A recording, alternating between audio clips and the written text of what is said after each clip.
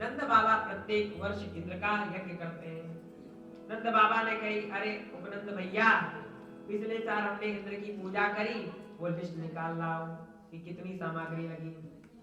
भगवान ने देखा बड़ी तैयारी हो रही है, भगवान ने पिता श्री नंद बाबा के पास जाकर पूछा, कथ्यता में पिता कोयम संभ्रमो न उपागता, किम फलम कस्य चेत्येष केन वा साध्यते मखा। कन्हैया बोले, ओ बाबा, ये कहा रहे हो है, बड़ी जल्दी जल्दी सब तैयारी कर रहे हैं, कोई भंडारा है रे और का? नए लाला, हम इंद्र को पूजा करेंगे। अच्छो, इंद्र को पूजा करबे ते का होए?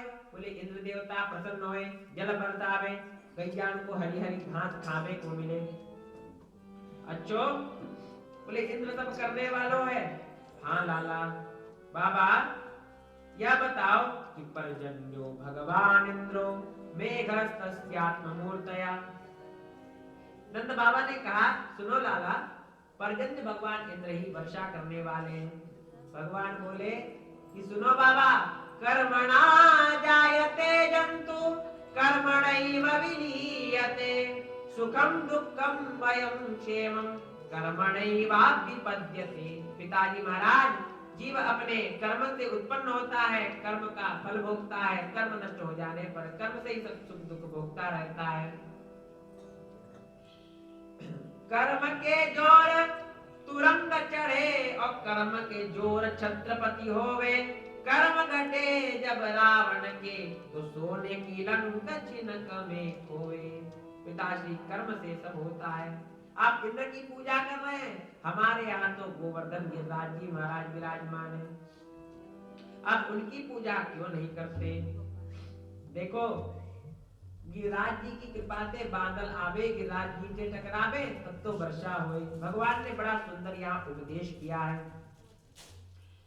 हम वृंदावन वासी हैं, पर्वत में रहते हैं, हमारा गांव देश नहीं है, हम तो ब्रजवासी हैं। बाबा, आपने इंद्र की पूजन की जो सामग्री जुटाई है, उससे ही आप गिरिराज जी का पूजन कीजिए। बाबा ने कहा, लाला तुम ठीक कहे, हम गिरिराज जी को पूजन करेंगे। अब हम इंद्र की पूजा नहीं करेंगे, हमारे देवता तो गिरिराज जी भगवान है। कन्हैया भगवान की ऐसा करो कि जितनी सामग्री है सबसे गिरिराज जी को पूजन करो।